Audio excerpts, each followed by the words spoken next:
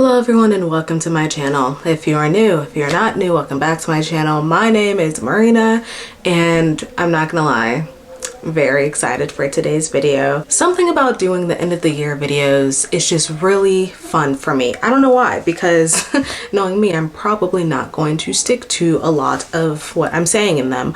But just the thought of like having somewhat of a plan for the new year in terms of what I want to read and what my goals are, and being able to put out those videos for you guys to see, it's really fun. Every year I enjoy making these types of videos and this one is no different. Today I will be telling you guys my 2026 TBR. I don't usually stick to these. It's not from lack of trying, okay? I do try to stick to my physical TBR and my new year TBR and all that stuff, but you know, mood reader and me just can't seem to always stick to it. But I feel like with this list this year, I'm setting myself up for greatness. Okay, most of the books in this 10 book list are books I already own. So they're not books that I have to go out and seek and find and buy.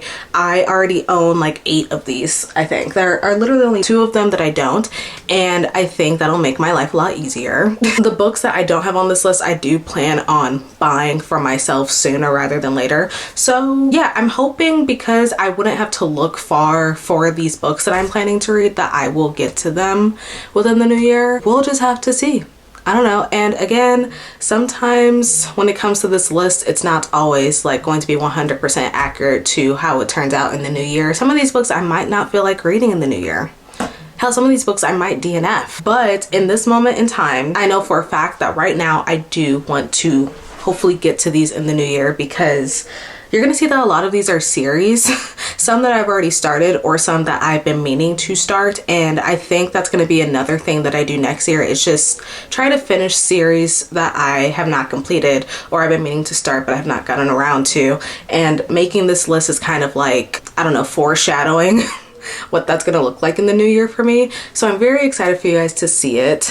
And yeah, without further ado, let's just get started. First book is one that I have talked about for years. You guys know this. It's actually a book that I was planning on reading within the last few months of the year, this year, but I just couldn't get around to it. Life was lifing and things were being done.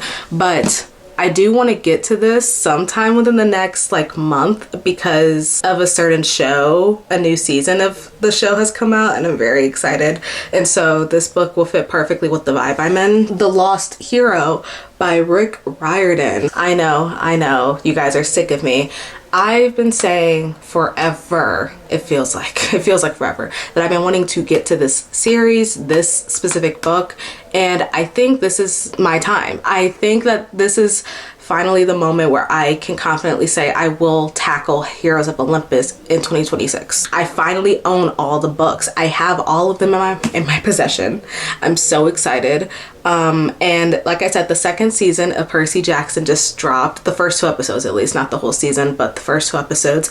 And it has made me want to go back and reread all of those books again for like the 3rd or 4th time. Maybe it's just time that instead of rereading the PJO series, I should actually get to the series I've been trying to get to forever. You know, maybe that's something I should do. So I think that's what I'm gonna do. If you guys don't know, this series has kind of been the bane of my existence when it comes to like actually tackling it. I don't know why I've been so put off on reading this series. I've come up with every excuse in the sun, but I think it just comes down to the fact that I am scared to start a new series in this world that I love with characters that I don't know. Once upon a time, I did actually start this book. Like, it was right after I finished reading PJO for the first time a few years ago, and I put it down because it just wasn't, I was still in the mindset of Percy Jackson, the Olympians, and wanting to see Percy, Grover, and Annabeth's shenanigans and missions and quests, and I just wasn't ready for anything new. Now, this is so dramatic. It's really not that deep, but it is to me. I think I'm ready to tackle new characters. I know that this follows Jason and Piper and Leo. I've heard a lot about this series just because it's been around forever. This series is arguably just as popular as the Percy Jackson, the Olympian series. Like, everyone knows once you finish that series, you immediately go into these books. I'm just going at my own pace. So I already kind of know what the premise is. This follows Leo, this first book, and he does not remember who he is, where he's at, why he's with so-called friends that are around him. He doesn't really remember anything about himself. like at all.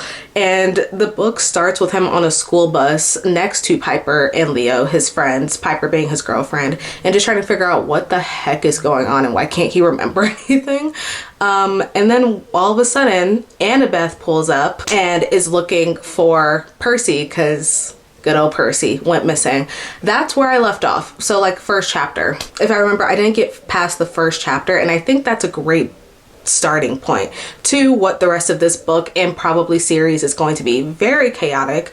I think that this follows, what is it, Norse mythology? So we're done with the Greek mythology in this one. I think this is just Norse mythology, but I might be wrong. Correct me if I am, but I don't think I am. I haven't gotten any real spoilers at all from what I remember or can't remember. I don't think I've gotten any spoilers about this book or this series, so I'm very excited to just dive in. I think I'm confident in my ability to actually start this because I'm in the mood to now. I don't think I could have said that before and actually meant it, but I think now I'm ready to get back into the Riordan verse and go back to Camp Half-Blood and revisit the characters that I already know and meet new ones. 2026 is the year of finishing Heroes of Olympus. You've heard it here first. I know you've heard it multiple times, but this time I'm dead serious. Like, and if I don't start it, like if you see me in the first few months of 2026 not having started this book, clock my tea. Call me out for it, because I do need to get whipped into shape. This is ridiculous. Next book is another series that you guys all know that I really wanted to tackle this year, and I started it but I couldn't finish it. I brought this up in my previous video, my book reorganization video, bookshelf reorganization video, sorry, that I started the series this year, my reread of the series, and I still would like to finish it, and I stopped right before my favorite book in the series. So I really would like to read this year, just out of like, I don't know, my own fun, my own good time, because I love this book. Kiss the Sky by Krista and Becca Ritchie, the fourth book in the Addicted Calloway Sisters series. This is my favorite book in the series. And yet, I have not reread it. You guys know, love this series down. I wanted to finish all of the books and reread them and annotate them in 2025. Again, stuff just got in the way, and if I'm being honest, 2025 was not the year of series for me. I could not get into a new series to save my life. I could barely finish series that I've already started, so that's why I'm hoping in 2026 I can change my tune a little bit and hopefully, crossing fingers, finish series that I've started and be able to be in the mindset to start new series, because I think it's always fun to get into a new series. Like, I did mostly standalones this year, which were also a very good time, but I don't know, being able to follow a series and a group of characters and a story and just like commit to that and hopefully have a good enough payoff for an ending is always the best part of reading to me. Like, as you can see, I own many series on my shelf, and yeah, I've always been the type of person to be a series reader. I don't know, 2025 just wasn't it for me though, for that. 2026 though, we're gonna get to this. This book follows Rose and Connor, my favorite couple in the series.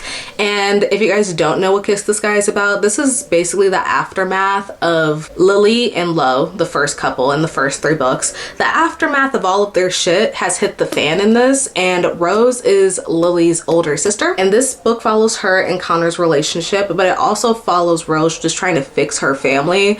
And the way that she does that, randomly and funnily enough, is making a reality show to put them on so people can see the real them, because these people are all famous in this book. I'm not gonna lie, by the end of the series, they're kind of Kardashian famous, where they're just known for being messy, and a lot of people either love them or hate them. There's no in between, and that kind of just skyrockets after like the 3rd book in the series. And again, this is the 4th. So Rose is just trying to paint a better image of Lily after her secret gets out to the world in the 3rd book, and like I said, her bizarre way of fixing it is doing a reality show of sorts. And she also does it to help her own brand. She is a fashion ambassador. She owns a clothing brand. And because of all of the mess going on in her family, sales have plummeted down. So it's also to help her. And along the way, you know, Connor is just trying to be a supportive boyfriend and help her out. So yeah, it sounds very stupid. I know it does, but these books are so fun. This is the series that made me fall in love love with the concept of a series. Like following all of these characters throughout 10 books and seeing their shenanigans and the highs and lows of their life and just being that emotionally attached to them when they're at their lowest. Like these like few books in the middle of the series are literally when the characters are at their absolute lowest. Just being able to reread these and fall back in love with the series and these characters, I really want to get to it. And I'm also rereading this series with my best friend who has not read the series before. So very excited to get to this. Again, when we are both ready, it will get done. I really want to just finish the entire series again in 2026, but I don't really want to rush it. It's not really a series that I need to get through because again, I've read them before, but I don't know. The fact that we're going into 2026 and I've only gotten through the first 3 books, kind of crazy to me, but it's fine. It'll happen. It'll get done. The next book is another first book in a series. The Broken Earth series by N.K. Jemisin. This is the first book, the 5th season. I own a lot of N.K. Jemisin on my shelf. Haven't read a single one. So I just think it's best if I finally tackle the 5th season. I've heard amazing things about this. Guys, it's the winner of the Hugo Award. I think every single book in this series won a Hugo Award, and I think that that's absolutely insane. I think that she's the first person to do that, if I'm not mistaken. Like, she literally made history with this series. So I just think I should start it. I've heard amazing things about N.K. Jemisin's books, not just this story, but like her overall just like portfolio of books and series that she has created over the years. People love her stuff. She has a very diehard fan base, which is also why I'm kind of nervous to start, just in case I don't end up liking it. But I'm not gonna let fear get in the way of me tackling a TBR. I've done it in the past and I'm sick of it, because Marina, you need to read, period, but you need to read what's on your shelf. If you guys saw my bookshelf reorganization, you guys know that this shelf is stuffed with books. Too many books that I've owned for years at this point. And the 5th season, it hasn't been on my shelf for that long, but it feels like 3-book trilogy has been staring me down for at least a year. Need to knock this out. If you guys don't know what the 5th season is about, this follows, I don't know how to pronounce the main character's name. I think it's Essen. She is on a journey to get back her daughter after her husband kidnaps her and kills their son. I know, very rocky, rough start. But that's who we're following in this book series. And as she is trying to get her daughter back, she encounters the civilization that she has been living in, but she lives on the outskirts. She doesn't really live on the inside of what's going on. So while she's trying to get her daughter back, she's realizing that the civilization that she is living in, everyone is slowly dying because of a man who is out for vengeance and is just like killing a lot of people. And also there is this kind of plague forming in the middle of the earth that is also slowly killing people. And Essen just realizes someone's got to fix this. And so along the way of getting her daughter back, she is kind of going to be the one to stop all of this from happening. That is not the greatest way of explaining the plot, but that's basically the gist. That's what I've heard. I don't know anything else. I don't know any like real specifics. I just know that this series might break me emotionally. And I'm so excited. I haven't had a series do that in a while, if I'm being honest. There have been some books this year that have like brought me to a tear, maybe 2, but no books have like emotionally just ripped my heart out in a while. I think I need that in 2026. And I'm not gonna lie, this book is kind of huge. Like, how many pages is this? It's like almost 500 pages. Doable. It's doable. I can't sit here and say it's not. I've read books longer than 500 pages. No real excuse here. Very excited to get to this because, like I said, it's about time I get to an N.K. Jemisin book in this lifetime. But also the 5th season is again one of her most popular books. I need to get to it. I own it. There's no excuse not to get to it. All right, next book is one from an author who I also own multiple books from that I've never read. This is also just like me trying to tackle authors, not just series, but authors that I own that I have not read, because it's actually ridiculous that I buy multiple books from the same authors not having read any. Like, just saying that out loud, I feel like an imbecile. We're gonna start that journey in 2026 as well. I will be reading The Wedding Date by Jasmine Guillory. I own like 2 or 3 Jasmine Guillory books and have not read any of them. And I know that The Wedding Date is her most popular one, or one of her most popular books. I just want to read it. It's a cute, fun romance, so I've heard. It follows two characters that meet on an elevator, and the guy has to go to his ex's wedding due to circumstances that I don't know. When they meet in the elevator, I guess the girl just pities him enough where she's just like, I'll be your fake date. And then of course, fake dating, fake relationship. You can see where the plot is going. You guys know I'm not really into fake dating as a trope. Nothing about it really appeals to me, but there's also another fake dating book in this pile. So maybe I'm just gonna learn to love it. Like, I'm not really someone who is fully against fake dating because it's kind of in every romance book nowadays. You can't avoid it. You can, but it's hard. So I'm willing to just try it. And also, like I said, I've owned it for years. I need to get to it eventually. I'm honestly very excited. I don't know if you guys can tell, but I am. I just think that, I don't know, when it comes to contemporary romances, I really need to be in the mood to read those, because this year I haven't been reading that many.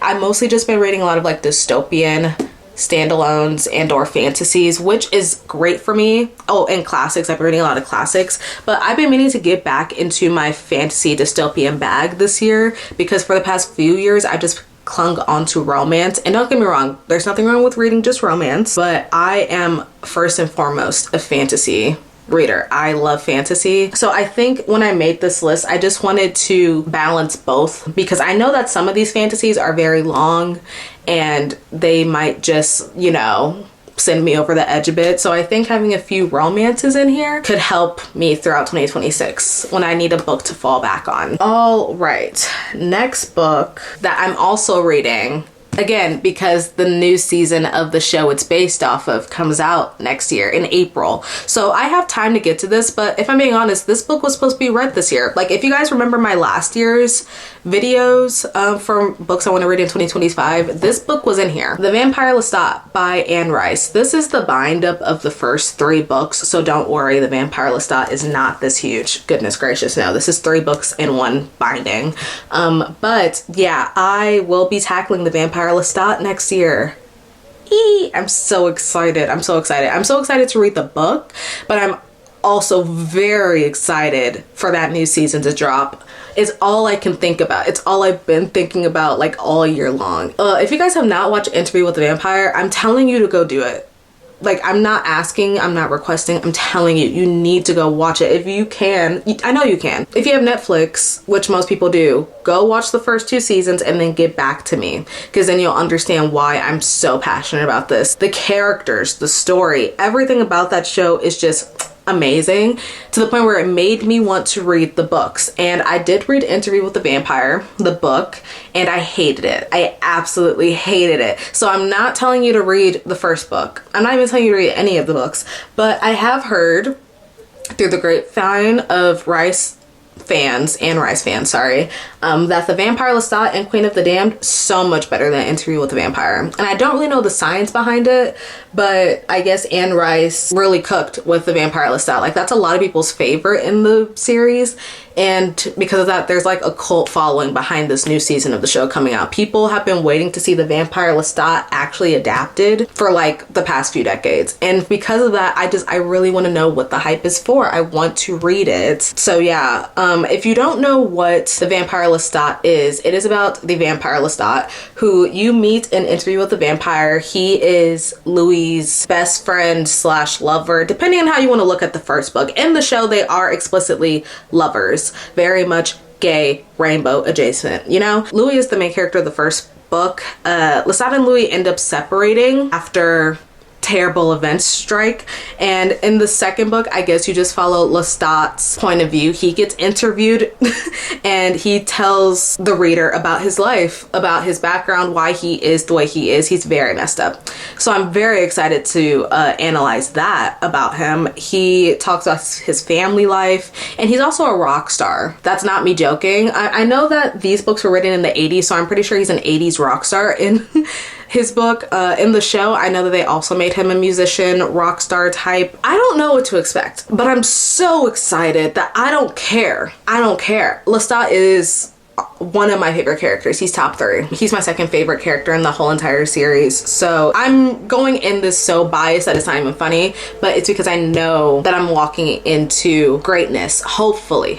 Like I said, that first book was so bad that it made me angry, but something about the Vampire Lestat, I just feel like I can trust it. I feel like I'm gonna love it, especially because, again, a lot of people have been anticipating for this to be made forever. I just really want to know why. So yes, I will be reading that, another book in a series. Now the next book is one that I foreshadowed earlier that has a fake dating trope. It is the last book in a series that I started like 3 years ago, and I've owned it for like at least 2 years. So there's no real excuse as to why I haven't read this yet, which is why it is in this list. Iris Kelly Doesn't Date by Ashley Herring Blake. This is the 3rd book, last book in I think it's the Bright Falls series. It is the 3rd book in that series that has Delilah Green Doesn't Care. If you guys know what that book is, you might recognize this one.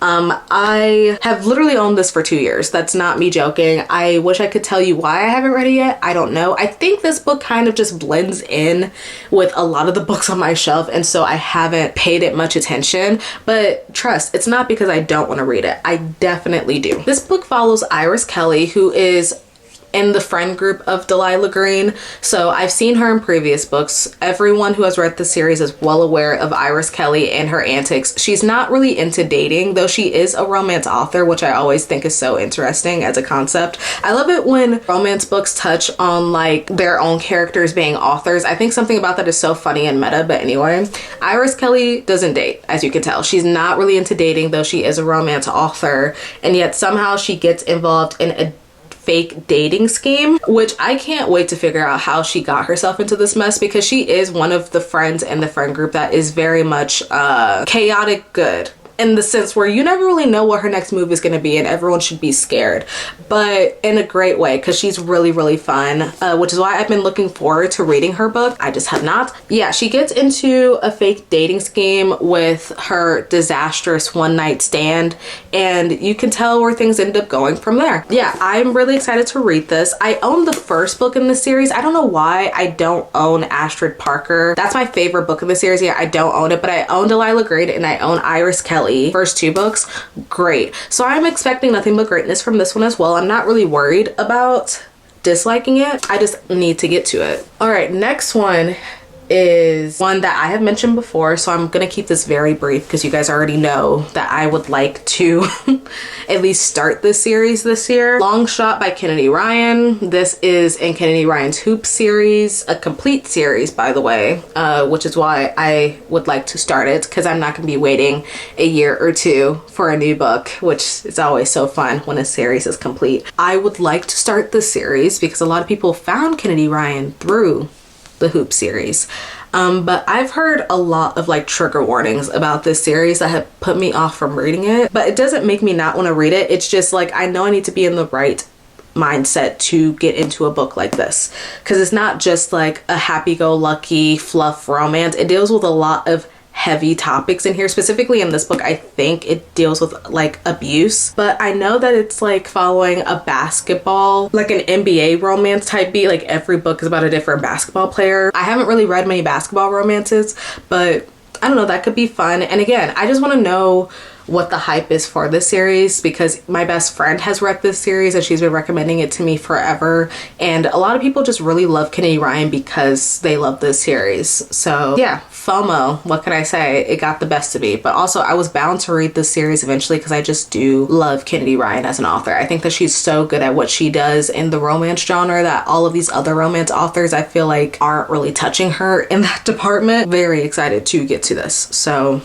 trust, it will be tackled in the year of 2026, the Hoop series. I only own the first one, so I'm really only looking to get into that first one, and then if I end up liking it, I will get into the rest of the books in the series. Okay, now this is one of the 2 books in this list that I do not own, but a book that I am really excited to read, because I've heard nothing but amazing things about this. Like I remember when this book came out, like in 2023, I think, it was one of the most talked about books of the year. And because of that, it's always been on my radar, and I know that the sequel came out this year, so I need to get to this. In 2026, I will be reading The Will of the Many by James Islington. This is an adult fantasy and I just really want to read it. I've never read any James Islington books. I know that he's written like many other series, but I have not read those. So going into this will be my first ever James Islington book, which is a little bit daunting.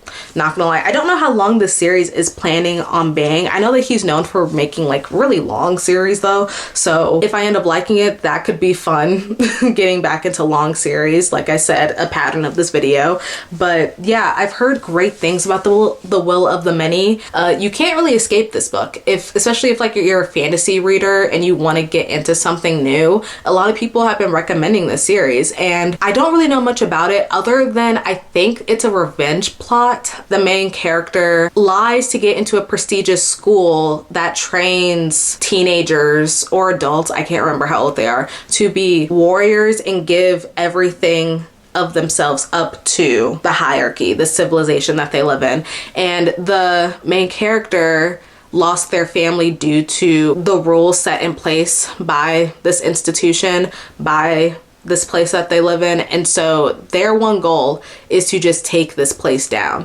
And I love a good revenge plot. I do. I love a good fantasy book with a revenge plot specifically. Those are like sleeper agents for me. I am so tapped into those. It does help the fact that a lot of people have been talking about this book for the past few years. If you are in fantasy book communities, you cannot escape people talking about the Will of the Many. And I just want to know what it's got going on. And again, I've never read James Islington, but I've heard great things about his other books. So if I'm going to start with any of his books, I would like to start with this one first. Again, am I setting myself up not knowing how long this series is going to be? Sure, but the sequel, like I said, is already out. It came out this year. And so if I end up liking this book, I can easily just jump right into the second one, which is so exciting. Though I'm not gonna lie, I haven't been doing that a lot the past few years. Usually it takes me a while to catch up in a series simply because like sometimes I need breaks in between.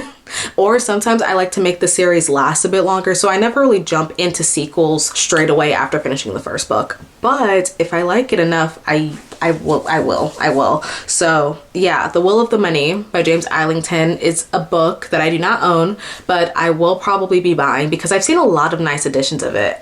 Guys, I've seen a lot of really pretty editions of this book that I do want to own. That's The Will of the Many by James Islington. If you have read it, let me know your thoughts about it because I'm not even trying to like kiss ass right now. I have not seen or heard anyone speak negatively about The Will of the Many. So if you have like any differing opinions or like opinions to add onto that, let me know. The next book I have is one that again, you guys are familiar with because it was in my last 2025 TBR video that I made at the end of the year last year that I did not get to because I don't know. I have no idea why I did not get to this. If I'm being honest, 2025 was such a busy, chaotic year, specifically in the summertime. I feel like this is a book that I could have easily tackled during the summer if I wasn't so busy. But again, that's just an excuse. But I do want to read this year. Again, this is another long series, but this is a book I have owned for the past few years. So I'm not even looking to just tackle the series as a whole. I just really want to finish this first book because I have not touched it in like 4 years, at least 4 years. The next book is The Eye of the World by Robert Jordan. This needs no real explanation. If you have been here a long time, you know my history with The Eye of the World. I loved the show on Amazon Prime. I think I only watched the first season though. I know it's had multiple other seasons since then, so I haven't even been keeping up with the show since, but that first season really just like wowed me to the point where I had to buy the first book and get around to reading it, which I never did. I do want to read it. Like I said, at this point in time, it's not even just to like get through the rest of the series. If I end up liking it, then I will, obviously, but because of how long I have owned this beast, this mammoth, I just really want to finish the first one. No commitment to the series itself, but I do want to finish The Eye of the World by Robert Jordan because this is ridiculous. And again, I've gone through several book unhauls. I have had multiple chances to get rid of this book and I just never have. So something in me wants to read it. It needs to be the right time though. And it just never is. But I'm gonna make it be the right time in 2026. 2026, that entire year is the right time to read The Eye of the World. I want to make a plan for this. I do. Maybe I'll do a reading vlog for it. I don't know, but I do want to really tackle this beast next year because aren't you tired of looking at this book on my shelf and not having me like actually read it? I know I am. That's what's gonna get done in 2026. This book is about some guy in a village who is prophesized to be the chosen one to save the world, to put it as simply as I can. That's basically what it is. And I've heard a lot of things about the Wheel of Time series. Like it kind of helped inspire a lot of other fantasy authors. A lot of fantasy authors look to Robert Jordan and the Wheel of Time series as like their inspirations. One of the things that kind of grounded the fantasy genre started back in I think the early 90s, I want to say. And I like to think it's complete. I don't know. I know it has at least 10 books. At least. And like I said, don't know if I'm going to commit to the full thing. But I don't know. Everything about this book, I feel like I would like it. I feel like I would love it even. It's just so big. It's just like, it's huge. Yeah, I need to read it. And I know I will. I know I will. If I put out these positive affirmations, maybe I will believe them. I will read The Eye of the World by Robert Jordan. Now, the last book is a classic. I really want to stick to my, I don't know, stride of reading classics. I've had a good time in 2025 with that goal I set of reading one classic per month. Now, have I stuck to that goal? Not necessarily, but I have read my fair share of classics within the past like 12 months, and I've enjoyed most of them, if not all of them. I don't think I've had a miss. And so I want to continue that in 2026, not like reading one per month, because I think that that's a lot, but I do want to just like have a goal of just reading classics because I've enjoyed them a lot more than I thought I would. So the classic that I put on my 2026 TBR is The Color Purple by Alice Walker. I have not read this book before. I've never even seen the movie or movies. I think it just became like a musical movie like this year or last year. Haven't seen either. I don't really know the plot of this. I don't know anything, but I know it's like one of the biggest classics, specifically one of the biggest Black classics of all time. And the fact that I have not read that just does not sit right with me. I do want to get to that this year, and then hopefully I could actually watch the movies, because I remember one of the reasons why I didn't go see like the latest remake of the movie was because I wanted to get to the book beforehand, and I just never did. Like I said, don't really know what this book is about. I think it follows a group of African American women in the 19th century, rural Georgia. That's the most basic plot ever, but like I don't know how else to describe it. Not 19th century, it's 20th century. I know it takes place in the 1900s at least. I don't know what the plot is. I don't even know who the characters are. I would like to go into this book blind though, if I'm being honest, because the fact that I haven't had any like spoilers for a book that's been out this long, that has this much notoriety, kind of impressive on my part. The fact that I don't know a single thing, so I don't mind going into this book blind. I do know a bit of trigger warnings though, because there is a lot of dark stuff going on in this book. It's kind of reminiscent to me of Beloved by Toni Morrison with the trigger warning, so I'm not gonna lie. So I think I will be mentally prepared for that, hopefully, but we will have to see. Yeah, that's another book that I don't own, but I will be looking to buy that if I do end up loving it. Those are all the books on my 2026 TBR. Guys, it's a new year, it's a new dawn, it's a new me, and I'm feeling great, feeling like I can tackle these. This is not too bad of a list. We have some short books, we have some long books, we have some fantasies, we have some romances, we have a classic. The spectrum of this list is so wide that I feel like no matter what mood I'm in, I could pick up one of these books and just sit down and enjoy it. I feel like this list is perfect for me as a mood reader especially, which is always something that I find hard to tackle with like my reading list. The fact that I'm never in the mood to read anything, I tried to make this list with that in mind, and I do think I have a little bit of confidence when it comes to my capabilities of finishing these 10 books in the new year. And like I said, there are going to be other videos that are going to come out within the next few weeks, my end of the year videos, as I should say, like anticipated releases, favorite books of 2025, like look out for those. But this is the one that I was really just like sitting down thinking about making for the past like 2 weeks. So I'm glad that I finally got to tell you guys my list, and that's it. If you guys have a 2026 TBR, let me know. I would love to know what you guys have in mind for your reading list in the new year and what books you would like to tackle. Are there any books on your shelf that you know that you need to get to? Let me know. There's no embarrassment here. We're all friends here. Yeah, if there are any books that you guys would like me to read in 2026 as well, let me know. Maybe I can make them a priority. And yeah, I think that's it. I will see you guys in my next video. Bye everyone.